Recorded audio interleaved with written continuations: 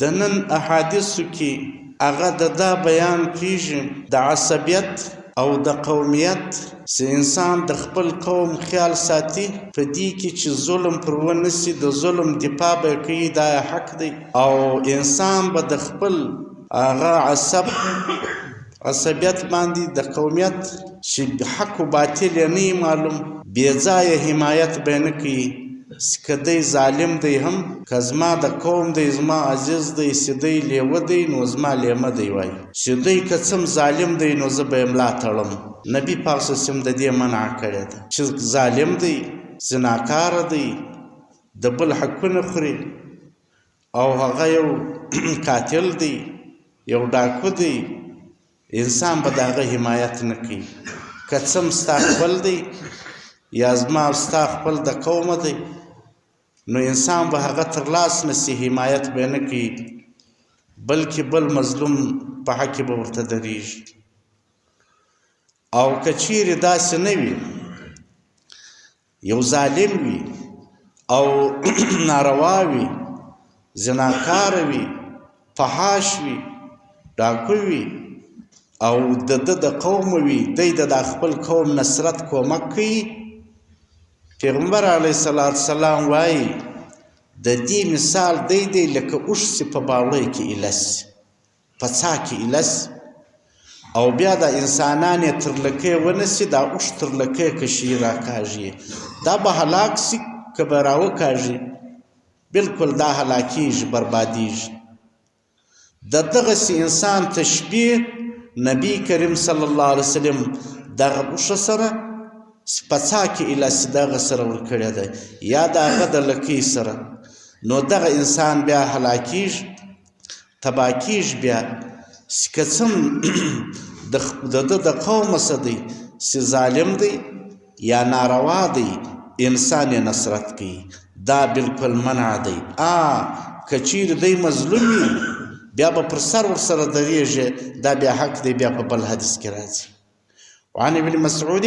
عن النبي صلى الله عليه وسلم قال من نصر قومه که انسان د یو خپل قومي د یو خپل عزیز نصرت یې کوي على غیر الحق پر ناروا باندې پر ظلم باندې ورسره ولاړ وي هغه ظالم دی ته څنګه ورسره ولاړ یې نو نبی اسلام وایي فهو کالبعیر الذي ردا دا دی لکه هغه اوښ چې په څا کې ایلس فهو ينزع بذنبه تر لکۍ راکشي دا خو هلاکیږي دا رقم انسان د خپل که څه عزیز دی که څه شناخته دی که څه قریب دی چې پر ظلم ولاړ وي د ظلم به بندوي د ظلم و مخ ته به ورته درېږي د هغه نصرت د هغه کومک و امداد به نه کوي چې هغه مسلمانان ځایروي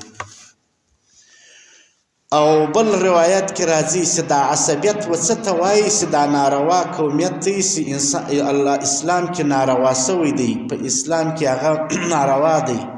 پیغمبر علیه السلام هغه وایي چې ته د خپل هغه قوم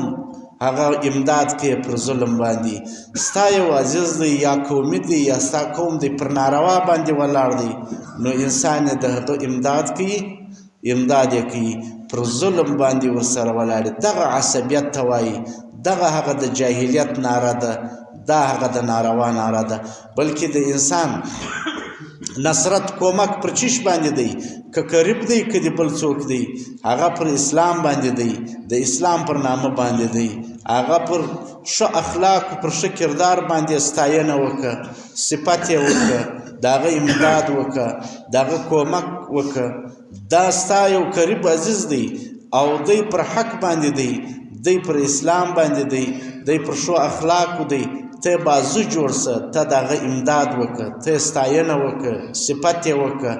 د ناروا نه امداد کې نه به صفت کې وعن واصله بن اسقع قال قلت مال یا رسول الله ما العصبیة دا ناروا رویه کومه د ناروا عصبیت ناروا قومیت چې هغه اسلام ناروا کړی دی قال پیغمبر اسلام راتول ان تعین قومک علی الظلم چې ته د خپل قوم د یو خپل یو چا یو شناخته د یو خپل پارټۍ د یو عزیز د یو خپل شناخته د یو قومي ته امداد وکړي کومک یې وکړي علی الظلم پر ظلم باندې چې دوی پر ظلم باندې دی د ظالم پر څنګ باندې به انسان نه درېږي دا حدیث کې راځي ستا قوم دی ستا عزیزان دي ستا یو قریبان دي یا ستا انډیوال دی یا ستا شناخته دی یا ستا قومي دی سید ستا قریب دی پر دو ظلم کیږي یو څوک جایداد ځین ضبطوي یو څوک مځکه باندې قابض دی مځکه ځین ضبطوي یو څوک د هغه ناموس ته تجاوز کوي د یو څوک هغه د ده د بېعزتي کوي یا د ده یو حق تلفي کوي پیغمبر اسلام وایي افضل په دی کې هغه دی چې مدافع د خپلې کورنۍ جوړ سوی د خپله کورنۍ سره دفاع وکړه دا بیا ډېر افضل دی دا بیا د ثواب کار دی چې ستا یو قریب دی پر هغه ظلم کیږي هغه سه یو حق تلفي کیږي څوک حق ځین خوري څوک ظلم پر کوي څوک د ده ناموس ته تجاوز کوي ته د هغه د حقوقو مدافع جوړ سوې تا د خپلې کورنۍ سه دفاع وکړه تا د ده هغه جایداد را وګرځوئ تا د ده هغه مځکه باندې خلک قبضه کوي هغه د هغې دفاع دې وکړه دا ته په دې کې نه ګناهګاره تر هغه وخته پورې چې دا ستا قریب په ګناه باندې په ظلم باندې لاس نه یي اخته کړی تر هغه وخته پورې تا ته الله ثواب درکوي ته د خیر والا یې چې ته د خپل قریب مدافع جوړ سوې دفاع دې وکړه قریب دی د قرابت حق لري پر ده ظلم کیږي یو بل څوک د هغه څه جایداد قبضه کوي یا مځکه یا دکان یا پور نه ورکوي یا یو بله مسله ده یا په یو دوستي کې ظلم پر کوي څه امداد وکړي دا بهترینه طریقه ده نبی علیه السلام وایي دا خیر دی دا ستا دپاره افضله دی عن سراقه بن مالک بن خشعم بن جشعم قال خطبنا رسول الله صلی الله علیه وسلم پیغمبر علیه السلام موږ ته یو وخت خطبه راکړه خطبه یې وویله و موږ ته یو بیان کوئ قال خیرکم المدافع عن عشیرتی بهترین کس په هغې کې هغه څوک دی چې دی مدافع د حقوقو جوړ سو د خپلې کورنۍ انسان یو خپله کورنۍ هغه پر کامیابه کړه یو خپله کورنۍ ته رهنمایي ورکړه یو خپله کورنۍ ته ښه لار ور وښوله یو خپله کورنۍ د بل د بدو را وګرځوله خپله کورنۍ د بل چا د ظلمه څخه خلاصه کړه بل څوک پر ظالم دی د هغه ظلمه څخه خلاصه کړه تر هغه وخته پورې ته په خیر یې معلم یې اسم چې دا ستا خپل قریب ظلم نه یې شروع کړی په ګناه نه یې اخته سوی که هغه په ګناه اخته سو بس بیا به نو هغه وخته پورې بیا به ته هغه د ده مدافع نه جوړېږي وعن جبیر بن مطعم ان رسول الله صلی الله علیه وسلم قال نبی علیه السلام لیس منا نبی اسلام د هر طرف د هر پیلو د دنیا د ژوند بیان کړی دی دا بیزا قومیت باندې نبی اسلام منع کړی ده چې دا نه دی چې مذمت یې کړی دی لیس منا زموږ د شانه څه نه دی زموږ د ملت څه یا زموږ د طریقې څه دا نه دی من دعا الی عصبیت چې څوک د قومیت پر نامه رابولي ولیس منا من قاتل عصبیتن چې څوک هغه قتال کوي پر قومیت باندې جنګیږي ولیس منا زموږ د شانه څه نه دی من مات علی عصبیتن چې هغه خالصه د قومیت پر نامه مړ سي بلکې انسان چې مړ کیږي هغه به پر اسلام باندې به مړ کیږي د اسلام پر نامه باندې او دا خبره صحیح ده که دی دفاع د خپل ناموس کوي قتل سی شهید دی که دی دفاع د خپل مال کوي هغه دی قتل سی شهید دی که دی دفاع د خپل دغه څه کوي د عزت څه کوي بل څوک ظلم پر ده کوي شهید دی دی به پر نفسي قومیت باندې به خلک نه راټولوي پر نفسي قومیت باندې به قتل نه کوي پر قومیت باندې به نه مړ کېږي او بل روایت کې راځي نبی پاک صلی الله علیه وسلم وایي د انسان محبت چې دی یو دی شی دی چې د یو شي سره رالی هغه انسان امړوند کې امیکون کې دا محبت دی شی دی چې د یو شي سره رالی که د دنیا سره وي که د اولاد سره وي که د قومیت سره وي که د دین سره وي که د هر شي سره وي دا محبت یو دی شی دی چې د انسان محبوب جوړ سو دا محبت هم یعمی و یسمی ړوند وکړي نو د دې مطلب دا دی چې انسان د دې شي سره محبت کوي چې هغه د الله و طرف ته انسان میلان پکېږي د الله سره محبت کوي د الله د نبی سره وي د الله د اولیاء الله سره وي د بزرګانو سره وي د الله د دین سره محبت وي د قرآن سره وي د لمانځه سره وي د ذکر د اذکار سره وي چې هغه د آخرت د بقا دپاره وي داسې نه وي چې د دنیا کې د دې شي سره محبت وي چې هغه په زړه نه ننوځي بیا د الله او د الله د نبي یا د دین یا د لمانځه محبت یې د زړه څخه ووځي د دې شي سره به یې نه کوي نو انسان محبت ته دې ګوري چې زما هغه اخر انجام خراب نه کړي قال نبی صلی الله علیه وسلم وایي حبک شی محبت د شي یعمی و یسمو ړندوي او کڼوي انسان نو د دې شي سره به محبت لري چې هغه پایدار وي چې هغه د آخرت ذریعه د نجات ګرځي د الله سره د الله د نبی سره د الله والا خلکو سره د الله د دین سره د قرآن سره د دې شانو سره به محبت وي چې انسان د پاره د آخرت د نجات یو ذریعه وګرځي دی بل حدیث کې نبی رسول الله د هر طرف بیان کړی دی اوس بیا دا بیان دی په دې حدیث کې چې د خپلوانو سره محبت یو صحابي پوښتنه وکړه عباده بن کثیر نومېدی د شام وي دا د فلسطین سره راغلی وي د فلسطین دی دا سړی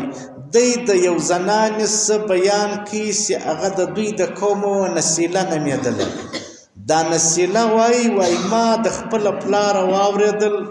زما پلار ویل چې ما د نبی پاک صلی الله علیه وسلم څخه پوښتنه وکړه ما ویل یا رسول الله دا خو به ناروا نه وي چې یو سړی د خپلو قریبانو سره محبت لري د خپلو خپلوانو سره لري نبی علیه السلام ویل یا دا عصبیت نه دی دا ناروا نه دی دا ناروا دی چې ستا خپل یو قومي دی ستا خپل قریب دی ظالم دی ته پر ظلم باندې ورسره ولاړې دغه ناروا دی نور د خپلو قریبانو سره به ته محبت کوي د خپل قوم سره به محبت لري د خپلو عزیزانو سره به ته محبت ساتي دا د وسیلې څه دي دا بیا د وسیلې څه جوړیږي هغه بیا د واجبو څه راځي هغه د فرضیات څه ده ته به د خپل عزیزانو قریبانو سره به محبت لري پر دا باندې چې د ده په خیرخواهي به خوشحاله کېږي د ده په کامیابي به ته خوشحاله کېږي د ده سره به حسد نه ساتي د ده به محبت ساتي د ده په کامیابي به ته خوشحاله کېږي او د ده په برتري باندې د ده په ترقي باندې به ته خوشحاله کېږي د خپل قریب عزیز داسې دی دا محبت د وسیلې څه دی نو دا صحابي پوښتنه وکړه یا رسول الله داسې خو به نه وي نبی اسلام ولیا بلکې د خپلو خپلوانو سره محبت کول دا خپلوي ده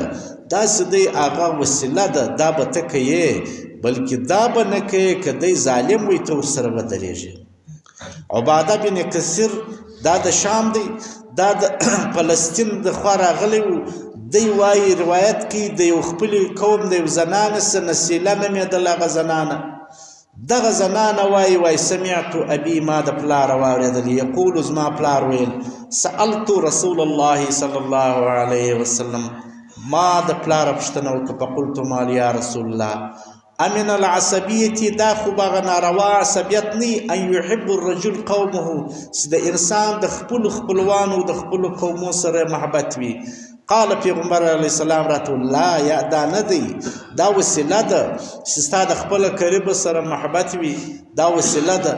لکن من العصبیة ناروا عصبیت دا دی ان ینصر الرجل قومه على ظلم چې انسان د خپل یو قریب او د خپل قوم سره ولاړې نصرت کوي پر ظلم باندې ولاړې هغه ظالم وي او د یقي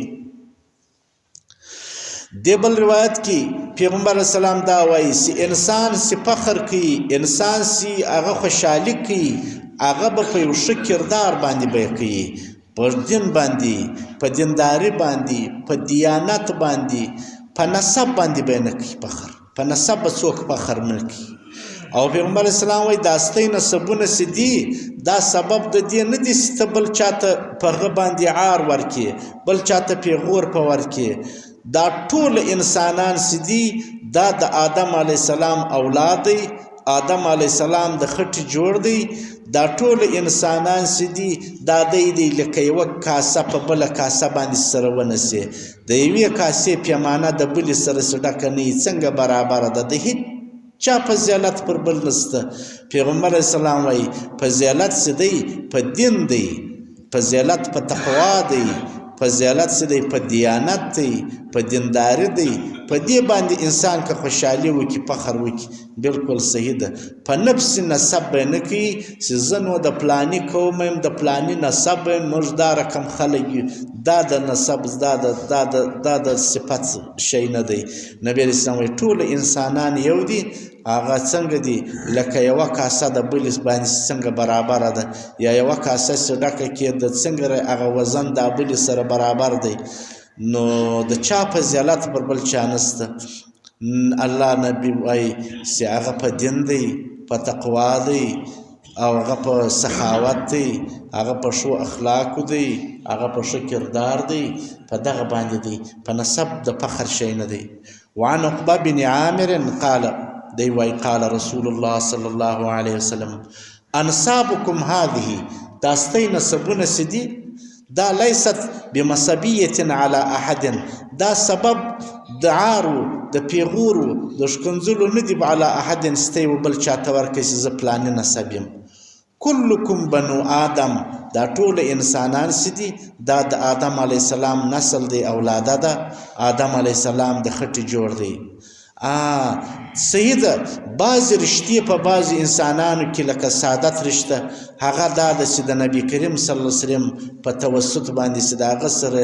دا رشته لګېدلې ده په هغه باندې افضله وي نور داسې انسانان چې دي نور ذاتیه فضیلت یو پر بل باندې نه لري هغه په اعمالو دي نو کلکم بنو آدم یاست تب ساعی بساعی لکه هغه کاسه چې د بلې کاسې سره برابره ده لم تملأه څخه ډکه نه وي یا د هغه کاسه چې کوم شان ولویږي څنګه هغه د هغه بلې سره هغه وزن و هغه مقدار برابر دی نو لیس لاحد علی احد فضل د یو انسان پر بل انسان بهتري نسته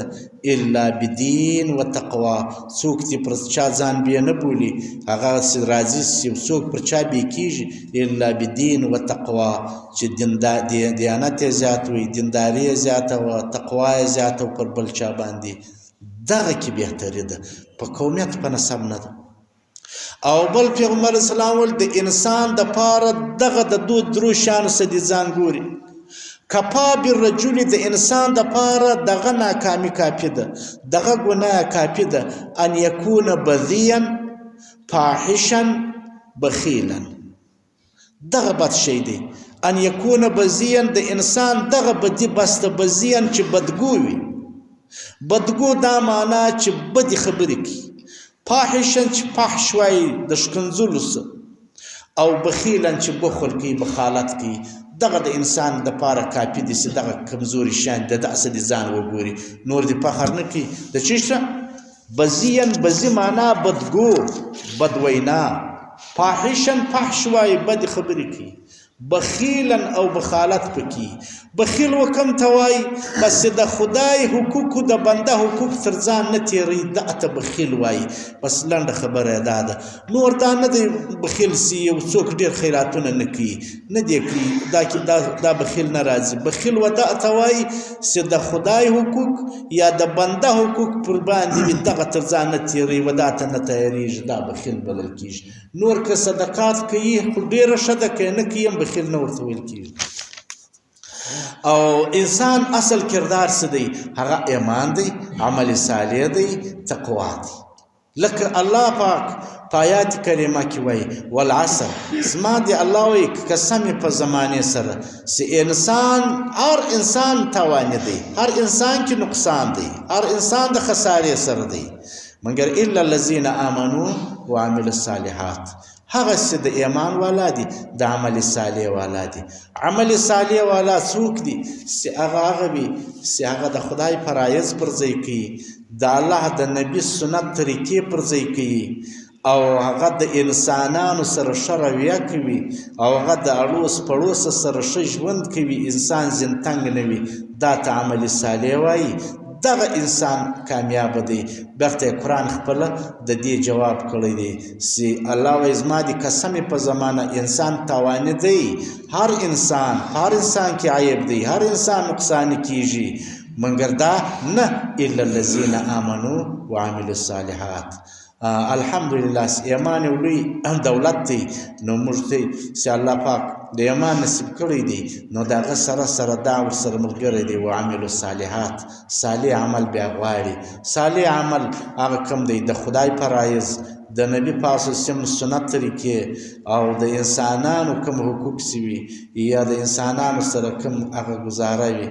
هغه باندې د هغو باندې تجاوز نه وي، د هغو سره ښه تعلقات دار و مدار وي. نو خلاصه دا سوله چې د انسان کامیابي چیش دی؟ هغه ایمان، د ایمان بعد تقوا او عمل صالح، دیانت، دینداري ده. واخر دعوانا